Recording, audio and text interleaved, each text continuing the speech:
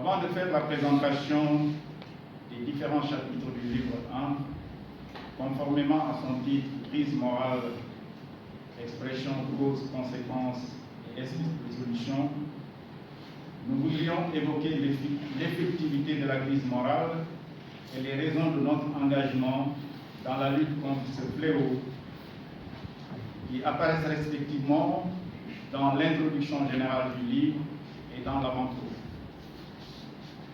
Notre pays traverse une crise morale tridimensionnelle. Le premier volet est une crise morale au sein de la communauté musulmane, matérialisée par de nombreuses atteintes à la pureté du dogme islamique.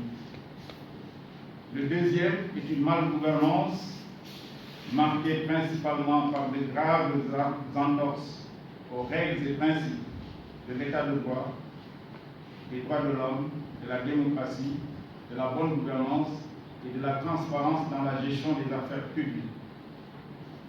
Et le troisième est représenté par une corruption des rapports sociaux, par des vices comme la déification de l'argent et du pouvoir, le mensonge, l'hypocrisie, l'injustice et l'inéquité, ainsi que la méchanceté et la jalousie qui sont opérationnalisées par des maraboutages et des actions maléfiques des guérisseurs. La crise morale au sein de la communauté musulmane est antérieure à l'indépendance du pays. Déjà en 1920, le vénéré El Hadj Malick Sy avait produit un ouvrage, Kifayatu ar-Rahibin, pour lutter contre la crise morale au sein de la communauté musulmane. En outre, dans son traité de soufisme Masalik al-Jinan, le vénéré Cheikh Ahmadou Bamba Mbacké a notamment parlé des faux chefs religieux assoiffés de fortune et de prestige. Par ailleurs, que le juge Kéba Mbaye, dans une leçon inaugurale donnée en 2005 à l'université Cheikh Anta Diop sur l'éthique aujourd'hui, avait évoqué ceux-là qui empruntent un chemin autre que celui que les saints fondateurs de l'Église sénégalaise, des confréries et des familles religieuses avaient choisi, et qui était selon lui celui de la foi, de la dignité, de l'honneur, du courage, de l'honnêteté, de l'humilité, de la tempérance, de la droiture, du respect d'autrui et du bien commun, du travail, de l'endurance et de l'amour de la nation. Cette crise au sein de la communauté musulmane s'est malheureusement approfondie, avec actuellement des dérives langagières blasphématoires, des abandons de piliers de l'islam, des innovations blâmables et des concurrences malsaines entretenues par des conférenciers outrageusement zélés et des faux chefs religieux qui vivent de la religion et sont excessivement portés vers le luxe, les avoirs, les plaisirs et la surconsommation.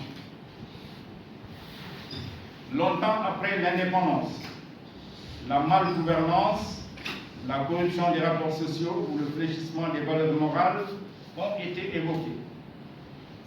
D'abord par le juge Kéba Mbaye, qui dans cette leçon inaugurale de 2005 avait mentionné la fuite en avant vers un monde sans éthique, dans lequel la conduite des hommes est guidée par l'argent, le pouvoir, la force et la place. Ensuite par les assises nationales du Sénégal, notamment dans le rapport de synthèse de décembre 2008 des travaux de sa commission Institutions, Liberté et Citoyenneté. Puis par l'actuel chef de l'État, qui avait notamment dit le 10 décembre 2011 qu'à la crise économique et sociale viennent s'ajouter une crise politique et une crise morale majeure, la volonté de violer la Constitution, la centralisation excessive des pouvoirs, la gabegie et la corruption en sont les expressions les plus visibles. enfin, par la Commission nationale de réforme des institutions dans son rapport de décembre 2013. Par ailleurs, Monseigneur Benjamin Ndiaye, archevêque de Dakar, avait le 21 mai 2018, dans son allocution lors du pèlerinage de Popenguine, affirmé: Sénégalais, mon gën a aay ci mu santé, dëkk mu santé du dem fenn, qui pourrait être traduit par: les Sénégalais excellent dans la tromperie. Un pays englué dans la supercherie ne peut pas avancer. Il s'était aussi demandé comment ne pas se désoler de ce que le terrain politique, au lieu d'être le lieu de croissance positive d'une nation, le terrain de débat opportun, vrai, pertinent et civilisé, devient de plus en plus dans notre pays un champ de bataille, un terrain de lutte pour des intérêts partisans. L'analyse d'extrait du livre du président Mamadou Dia, Afrique, le prix de la liberté, permet d'établir un lien entre la crise politique du 17 décembre 1962 et la consolidation de la malgouvernance, dont les germes sont consubstantiels à l'indépendance du pays. En effet, nous apprenons que le président Mamadou Dia s'était engagé dans une lutte contre l'exploitation de la paysannerie, l'affairisme des leaders politiques, la tendance au confort et à la facilité, et était déterminé à engager le pays dans une voie vraiment sénégalaise d'un développement socio-économique qui aurait conduit à une vraie indépendance fondée notamment sur une réappropriation des valeurs culturelles fondamentales et celles islamo-chrétiennes, ainsi que sur la culture d'un sentiment patriotique mobilisateur et une volonté d'aller résolument vers l'union des pays africains, condition sine qua non de la grandeur du continent. Ce lien entre l'émergence de la malgouvernance et cette crise politique qui s'était soldée par la séparation des présidents Dia et Senghor apparaît clairement dans les propos de deux témoins de l'histoire, le président Moustapha Niasse et le juge Kéba Mbaye. Le premier a dit le 5 mai 2013, je cite: « J'ai toujours pensé et dit que si à cette époque s'étaient retrouvés ensemble, avant et au moment de cette rupture, avec d'autres éminents fils du Sénégal, comme Cheikh Anta Diop, et d'autres dirigeants politiques, patriotes, engagés, autour de Léopold Sédar Senghor et Mamadou Dia, le sort de notre pays eût pu être bien différent, car nous serions entrés unis dans une voie de rédemption et de renaissance des valeurs que nous avons héritées des générations antérieures, au-delà même des frontières de notre pays. » Fin de citation.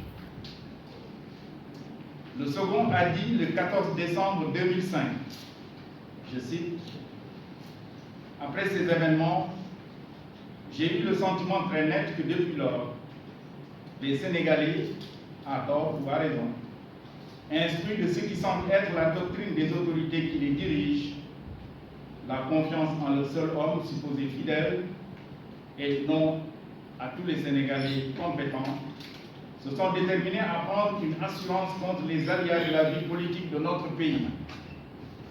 Cette assurance, vous le devinez, consiste à se prémunir contre des jours futurs durant lesquels on est écarté de sa place ou de tout.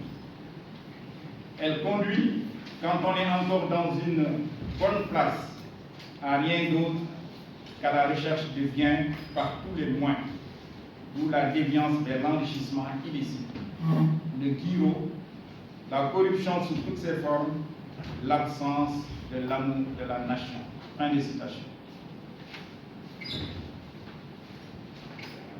Avec l'éclatement de l'équipe qui avait reçu pacifiquement entre leurs mains une indépendance piégée, l'élan patriotique et l'espoir d'une gestion vertueuse des ressources de l'État et d'une éducation adaptée du peuple sénégalais par des gouvernants suffisamment préoccupés par la santé morale des populations sous la conduite du président Dia ont été brisés. Et nous avons vu l'émergence de la malgouvernance encouragée par les forces négatives extérieures adossées sur cette fracture entre les élites politiques sénégalaises, sur les égoïsmes de ceux qui profitaient déjà du système, sur des déficits de patriotisme, sur le coût du luxe et des dépenses de prestige, et sur le besoin d'entretenir une clientèle politique. Cette malgouvernance a permis à l'ancien colonisateur de tisser de nouvelles dépendances qui ont facilité le maintien de la domination. Mesdames et messieurs, parce que les manières d'être et de faire d'un nombre trop élevé de leaders qui ont la lourde charge de gouverner, diriger, commander ou guider leurs semblables sont contraires aux exigences de leur devoir d'exemplarité et d'acceptation inconditionnelle de la primauté des intérêts du pays, ils ont tous et collectivement encouragé l'incivisme, la corruption et l'intempérance dans la recherche des avoirs. Ils ont aussi optimisé les frustrations, cultivé la haine et porté atteinte à l'amour, qui doit être le fondement des rapports entre les concitoyens, frères et sœurs en Dieu. C'est pourquoi la crise morale est une crise de leadership. Mesdames et messieurs, compte tenu de cette tendance à la banalisation des mauvaises manières d'être et de faire, avec une recrudescence de la violence sous toutes ses formes, nous pouvons affirmer qu'au Sénégal, nous sommes indiscutablement dans ce monde sans éthique, où chacun a tendance à privilégier ses intérêts personnels et où le pouvoir de contrôle et de sanction délégué à l'État par le peuple souverain pour son bien est malheureusement détourné pour notamment protéger des criminels en col blanc, enfreindre le principe constitutionnel d'égalité de tous les citoyens devant la loi et permettre des injustices contraires aux exigences de l'État de droit, de la démocratie, des droits de l'homme et du contrôle citoyen des actions publiques. Dans ce monde sans éthique, nous avons décidé d'agir pour partager nos convictions et participer à l'indispensable lutte contre la crise morale. Les raisons qui justifient notre engagement sont au nombre de 6, dont les 5 premiers devraient pouvoir mobiliser tous les patriotes croyants. La première raison est notre devoir de contribuer à juguler les conséquences extrêmes d'un monde sans éthique, en faisant nôtre l'adage wolof mag xamoon naa ko, mag waxoon naa ko moo gën, pour dire que pour un homme sage, il vaut mieux parler que de dire je le savais après la survenance d'un drame.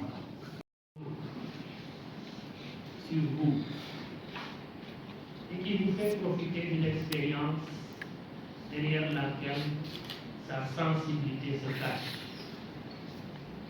Celui qui donne à chacun le privilège de participer.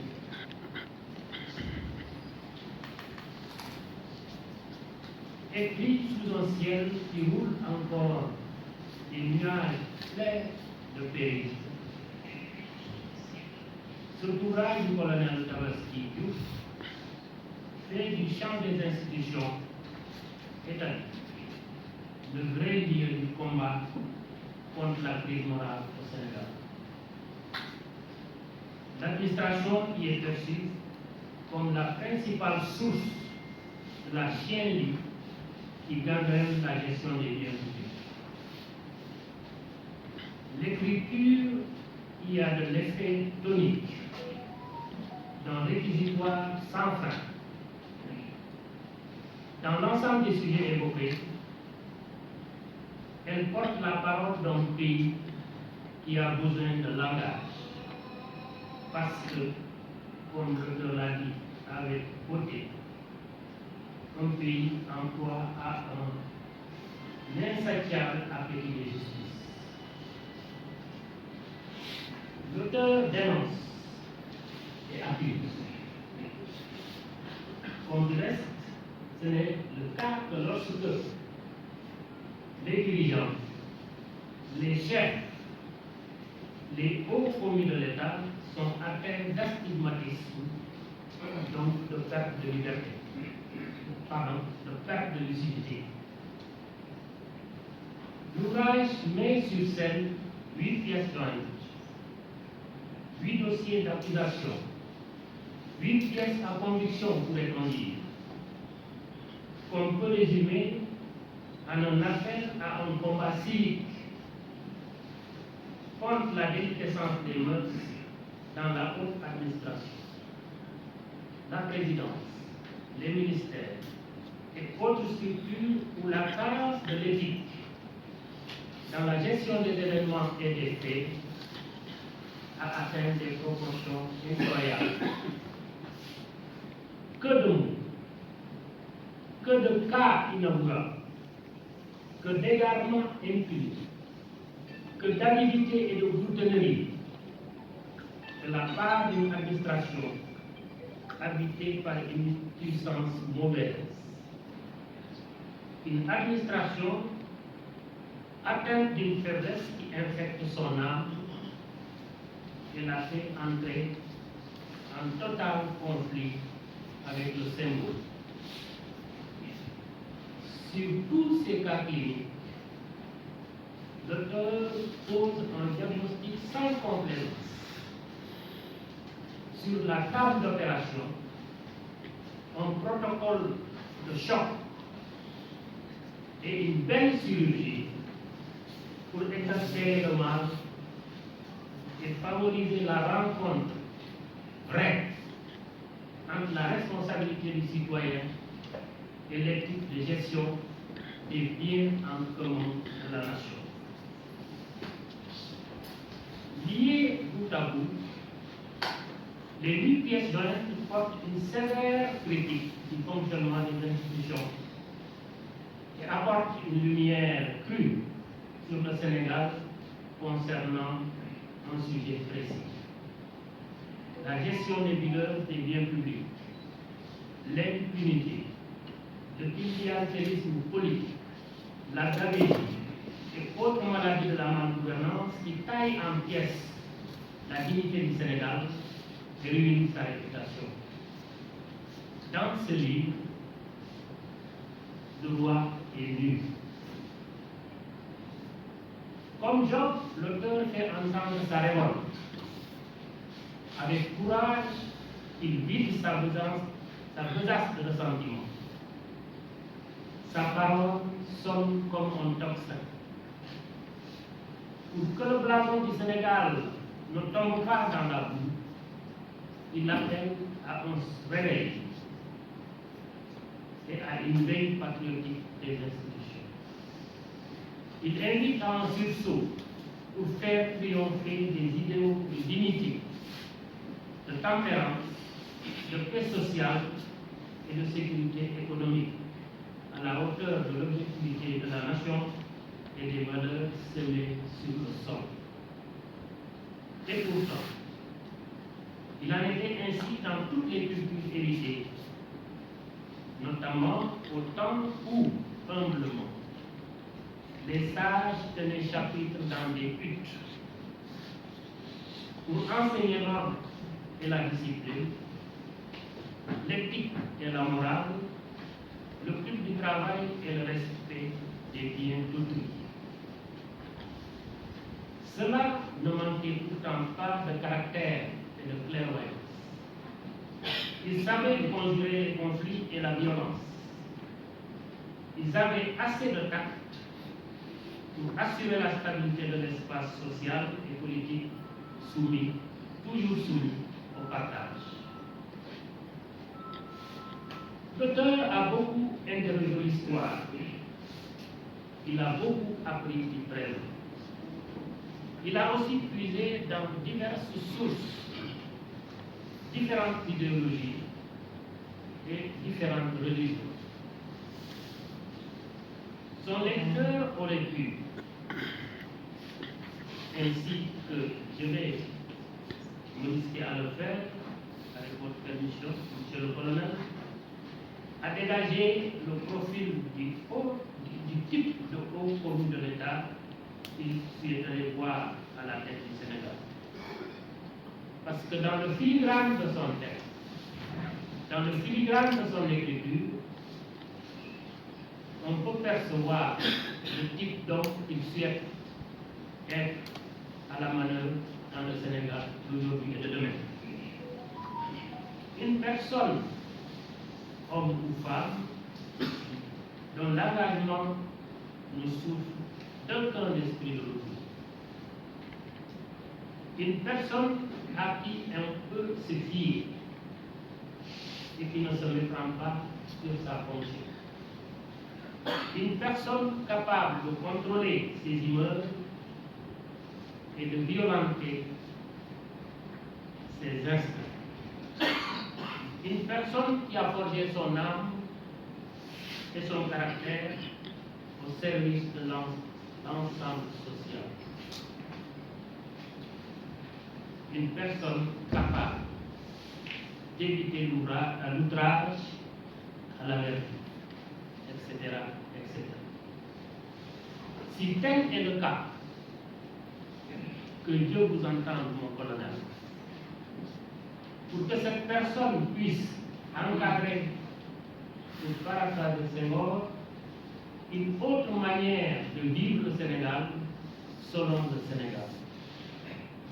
Pour que le Sénégal soit un État d'enfanter une démocratie véritable et de la faire fleurir.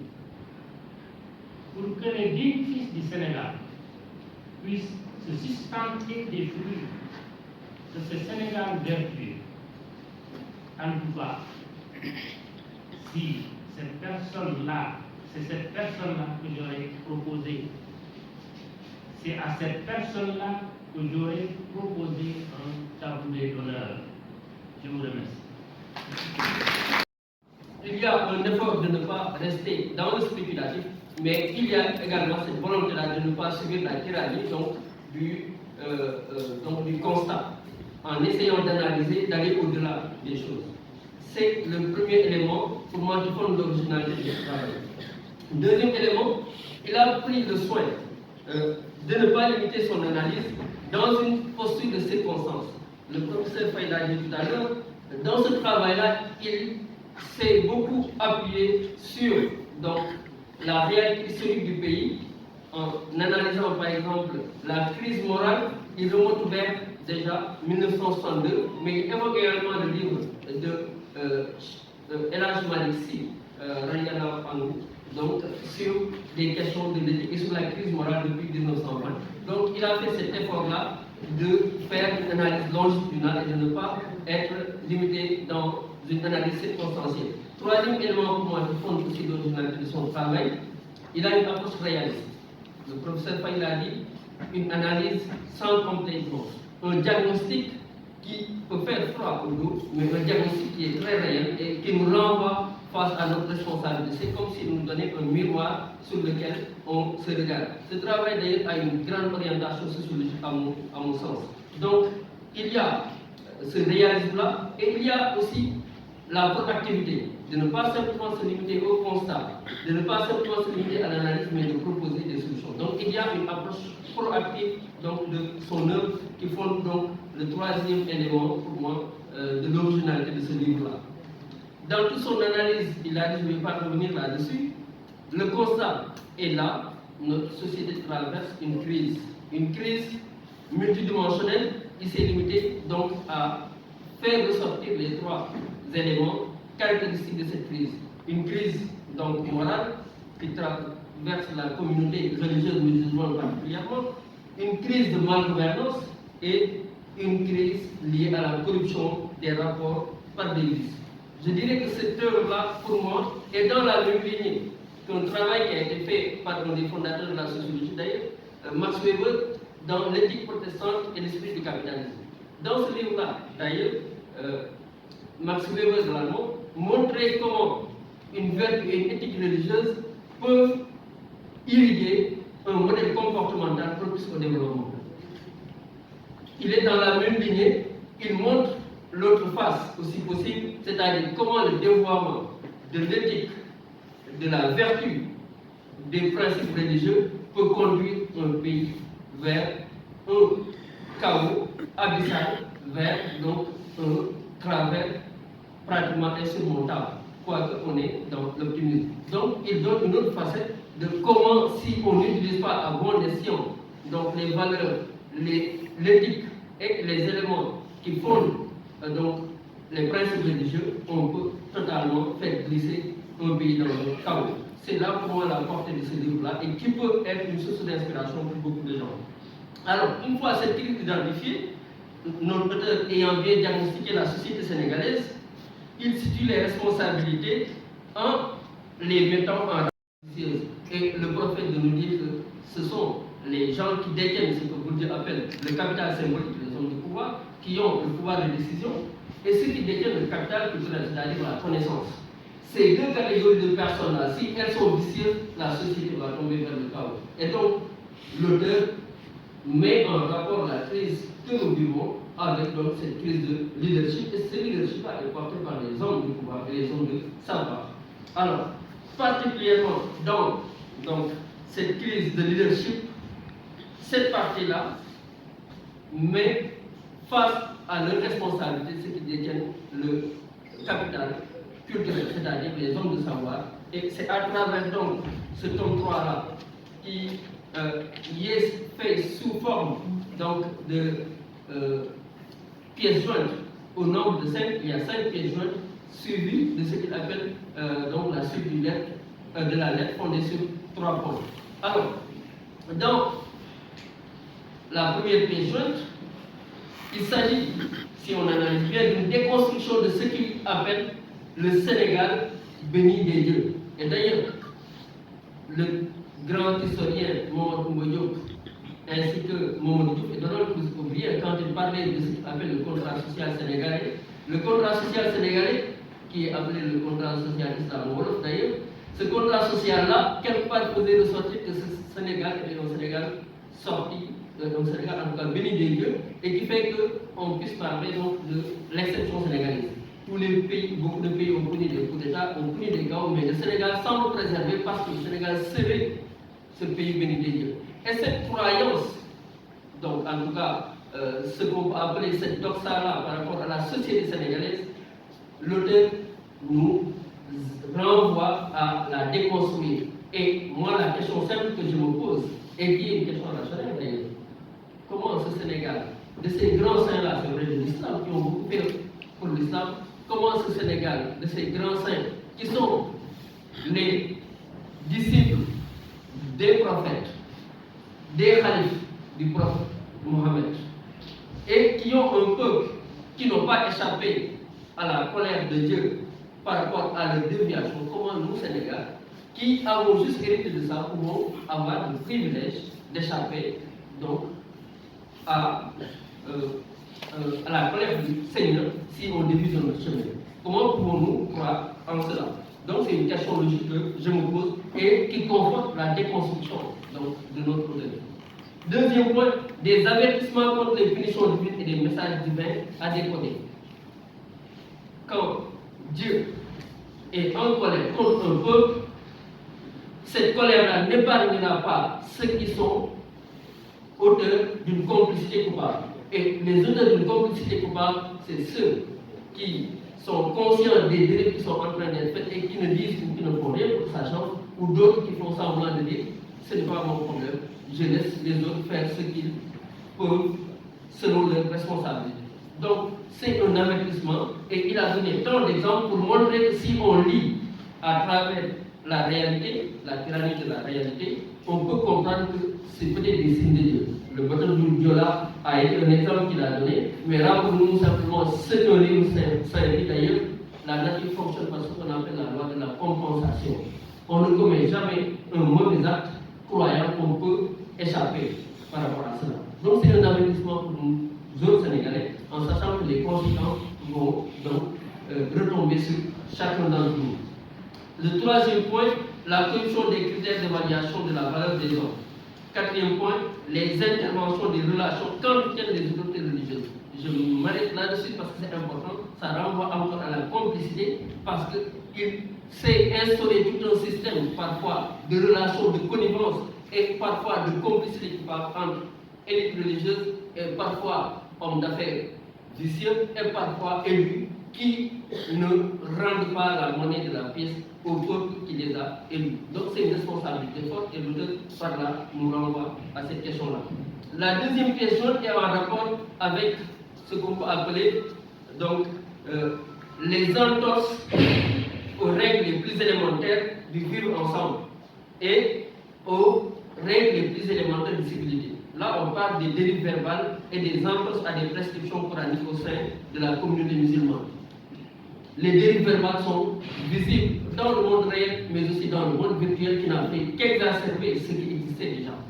Les insultes ont toujours existé et on les a toujours utilisées à tort et travers. Aujourd'hui, les réseaux sociaux, le monde du numérique, en donnant la possibilité d'être anonyme, donc n'ont fait que cristalliser en tout cas ces vices-là que nous avions et que nous exprimions dans d'autres cas. Les entorses à des piliers de l'islam, donc d'ailleurs l'acceptation de l'unicité de Dieu. Les dérives dans les pratiques religieuses au sein de la communauté musulmane. Les péchés induits par les préjudices causés aux personnes morales. Donc, dans ce deuxième point-là, donc, il nous renvoie à ce qui est le signe le plus visible donc, de la bonne éducation, c'est-à-dire l'expression. Par l'expression, donc, on traduit, on montre qui on est. Et donc, on dit d'ailleurs très souvent, par l'écriture, quand on écrit, on se travestit, mais quand on parle également, on montre quelle éducation on a. Et aujourd'hui, c'est le plus grand indicateur pour montrer la crise morale que nous vivons. Troisième pièce jointe, là, c'est un appel, à mon sens, une interpellation de ces guides religieux par rapport à la nécessité de s'engager et donc de combattre ce qui constitue la source du mal. Et dans cette pièce jointe, il nous parle de convergence, de coalition du bien contre le mal. Toutes les forces du bien qui sont d'origine endogène, c'est-à-dire nos religions ancestrales, qu'on a appelées d'ailleurs les religions négro-africaines, comment ces religions-là, comment ces croyances ancestrales qui nous poussaient vers la vertu, vers le bien. À titre d'exemple, quand on parle de la culture tiède, on fait référence à la culture de l'honneur, au respect de l'engagement. Alors, comment on peut se baser sur ça, sur les enseignements aussi des religions révélées pour faire face à ce mal-là, une fois qu'on les a identifiés. Donc, une convergence vers le combat. Donc, la pièce jointe 4, l'auteur nous interpelle par rapport à des questions comme la souveraineté.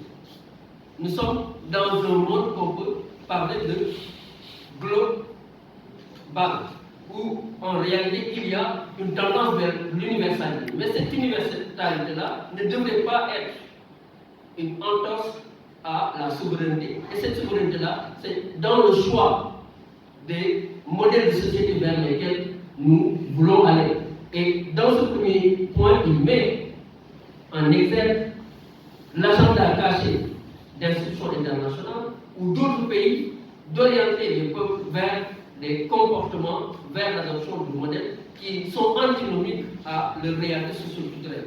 Par là, on peut parler d'homosexualité, on peut parler d'adultère, on peut parler d'évolution sociétale, qui sont les signes de cette société qui est bousculée en interne, mais par les forces aussi qui viennent de l'extérieur, et d'où l'intérêt donc des hommes religieux. Et il y a eu des cas par rapport à une certaine loi sur l'homosexualité et d'autres aujourd'hui que certains présidents font. Et il est de la responsabilité de l'État, il est de la responsabilité des guides religieux de se tenir debout et d'assumer, en tout cas, la place qui est attendue d'eux pour faire face à cela.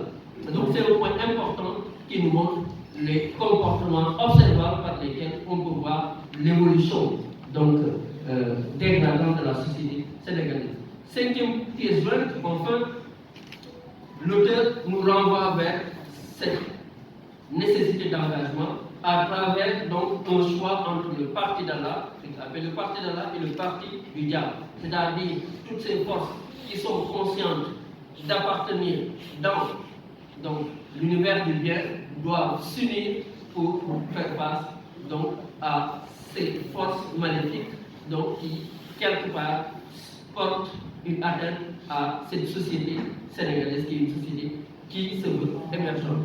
Donc l'engagement à travers l'identification des forces du mal, mais aussi un choix assumé d'être dans l'univers du bien. Il s'ensuit maintenant ce qu'il appelle la suite de la lettre sur 3 points. Le premier point est ce qui est attendu des autorités religieuses. Deuxième point, le rôle exceptionnel de la communauté des Mourides, donc la communauté mouride pourrait jouer pour avoir joué un rôle important dans le rayonnement de l'islam et de montrer une alternative possible face à ce monde donc, qui va vers la déchéance.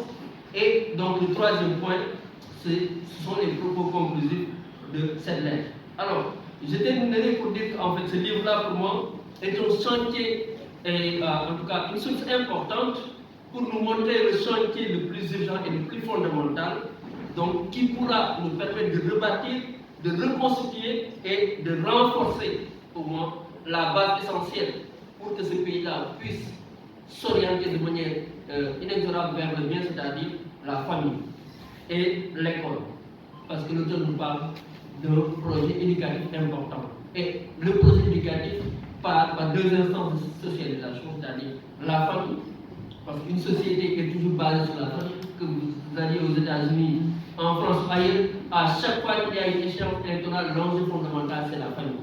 Alors, donc comment rebâtir cette société-là en partant de la famille, puis aussi en partant de l'instance de socialisation secondaire qui est l'école. Quelle école? Et un débat a existé depuis, d'ailleurs, je renvoie aux États-Unis de l'éducation et de la formation, 1981, où les points essentiels qui devaient permettre de bâtir une nouvelle école endogène qui se base sur nos réalités étaient déjà dégagés. Mais comme le disent les Burkinabés, nous sommes sénégalais très forts pour donc accoucher d'idées intéressantes que nous allons ensuite lancer dans les tiroirs et que peut-être d'autres pays vont, en faisant du bench, vont venir prendre et appliquer tout justement. On dit que si vous voulez changer des choses, vous n'avez pas besoin de réfléchir.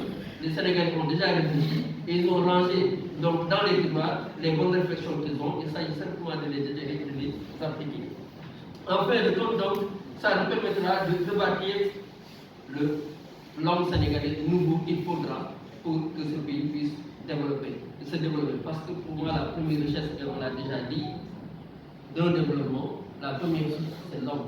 Si on a l'homme qu'il faut, on peut se développer. Si on a la société qu'il faut, la société étant fondée sur donc, la composante élémentaire qui est l'homme, donc si on a la société qu'il faut, composer les hommes qu'il faut, éduquer là où il le faut, avec les valeurs qu'il le faut, cette société-là peut émerger.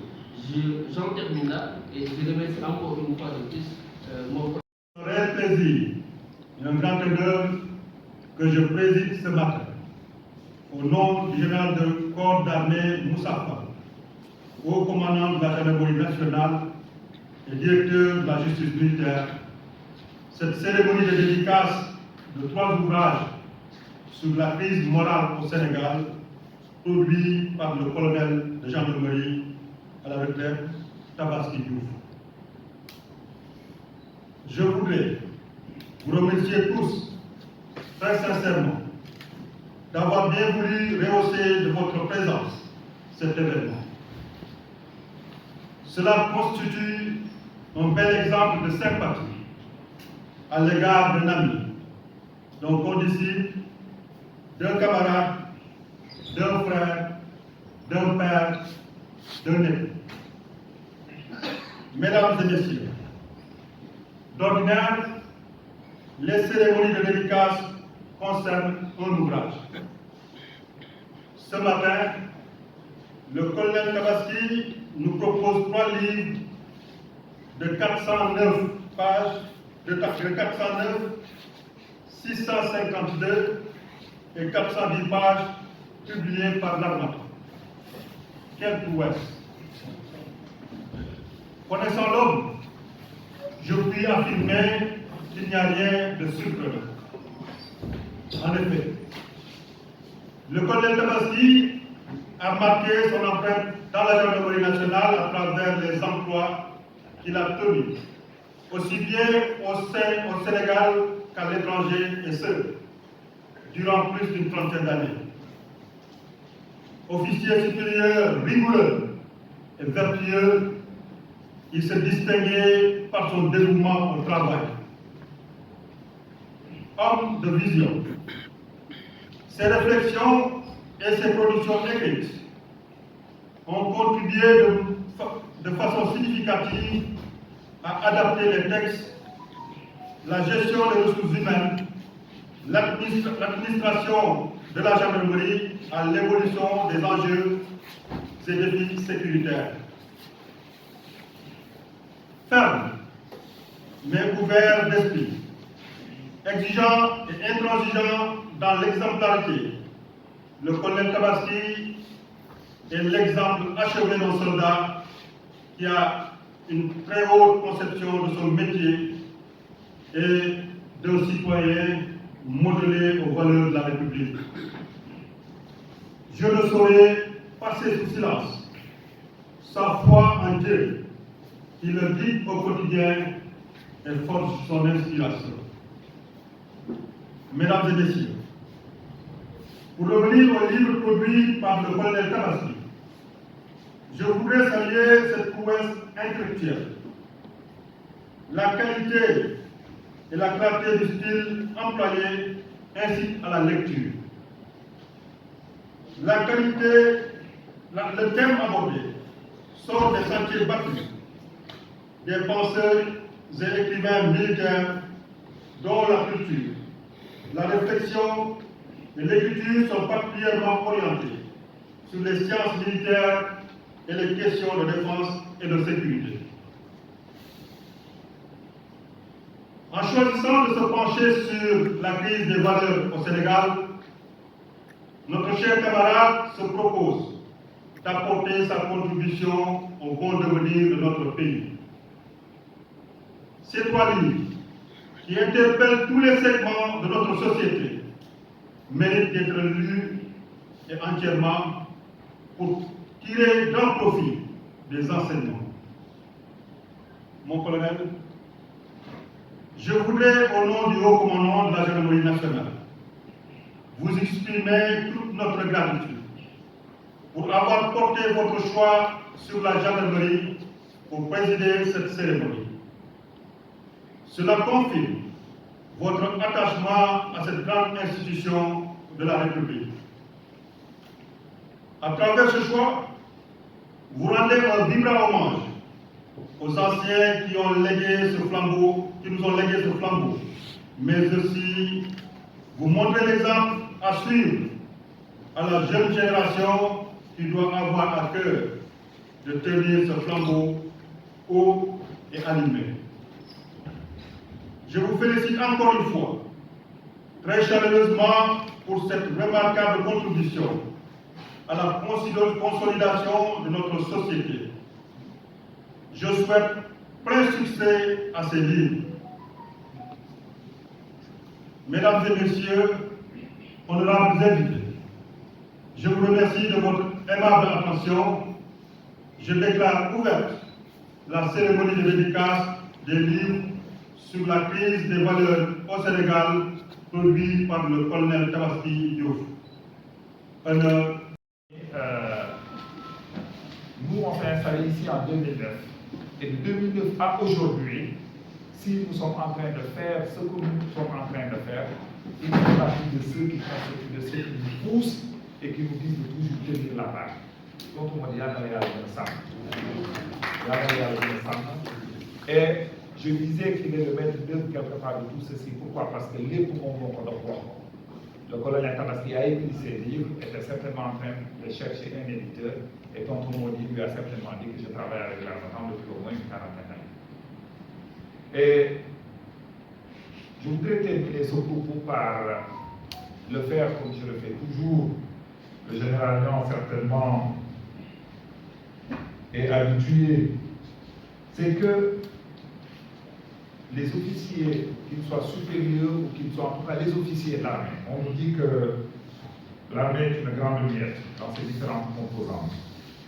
Mais je pense qu'il est aujourd'hui une tradition dans notre pays que ceux qui doivent reprendre la parole pour dire et écrire ce qu'ils doivent dire, il faut qu'ils le fassent. Et ces trois livres que nous lançons aujourd'hui sont la suite de certains qui ont déjà été faits. Nous avons déjà lancé les mémoires du feu, le général Mourignan, le général Mansour Seck. Et on oublie certainement l'actuel patron du renseignement, le général Chersen. J'ai le colonel Alioune Seck. Il y a le général Mbaye Cissé. Et je suis sûr et certain que je suis en train de faire travailler certains généraux à écrire leur mémoire. J'en ai un qui me regarde là, qui me regarde là, qui va me laisser tranquille, mais je ne vous laisserai pas tranquille. Pourquoi? Parce que pour que nous puissions participer à régler la question que diagnostique le colonel Tabaski dans ses livres, il faut que ceux qui ont tenu les rênes de ce pays jusque-là, il faut que les gens là prennent la parole, témoignent, partagent leur expérience avec la jeune génération.